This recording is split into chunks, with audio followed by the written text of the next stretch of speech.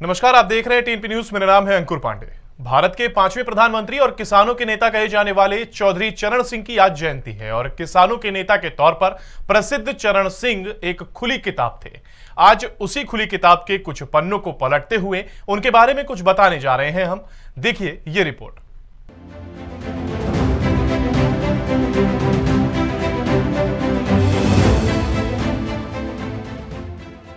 जब आप राजघाट से आगे बढ़ेंगे तो आपको भारत के 5वें प्रधानमंत्री चौधरी चरण का समाधि स्थल दिखेगा, जिसे किसान घाट के नाम से जाना जाता है। साफ सुथरी राजनीति के शौकीन चौधरी चरण सिंह केवल एक नाम नहीं थे, वे एक संपूर्ण व्यक्तित्व थे जिसमें सरलता, सादगी, रौबीलापन और पुख्तगी की मौजूदगी थी। भारत की राजनीति में उनका निष्कपट योगदान आज सभी नेताओं के लिए प्रेरणादायी स्रोत की तरह से है। लोग बताते हैं कि वे बहुत ही सीधा साधा जीवन जीने के हिमायती थे। शिष्टाचार, अनुशासन, ईमानदारी और मितव्ययिता उनमें कूट कूट कर भरी थी। उनकी बातों में संजीदगी और चेहरे पर पुख्तगी के हाव भाव उनके दृढ़ इरादों को बयां के लिए काफी थे। 1937 से 77 तक राजनीति के एक लंबे समय में वे छपरौली बागपत से विधायक रहे।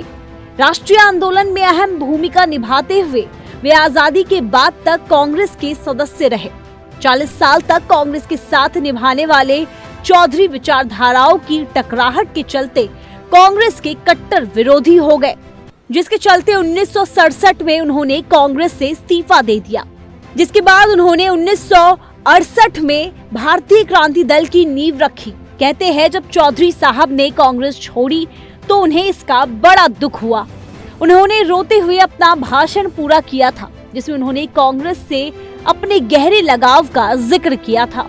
आज की भाषा में कहे तो चरण सिंह बिल्कुल स्ट्रेट फॉरवर्ड थे। वे हमेशा अपनी बात स्पष्ट और बेबाकी से रखने के शौकीन थे।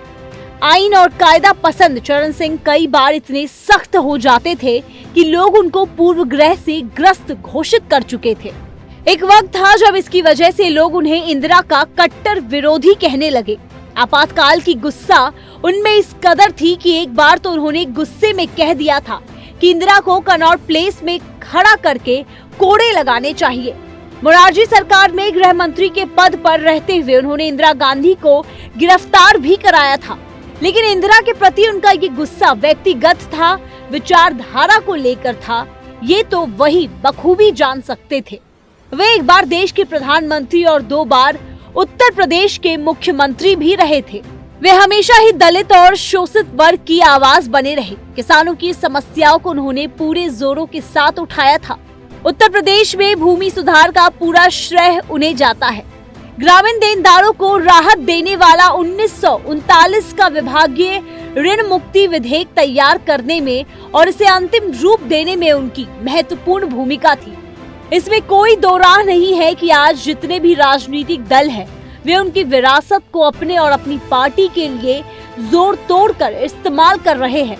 लेकिन दिक्कत ये नहीं कि वे उनकी विरासत इस्तेमाल कर रहे हैं, दिक्कत ये है कि वे इसको इतनी गंभीरता से ले रहे हैं क्योंकि चौधरी की विचारधारा पर नए नाम की पार्टी खड़ा कर लेना तो आसान है, पर चौधरी की राह पर चलना अत्यंत कठिन है। Bureau report, TNP news.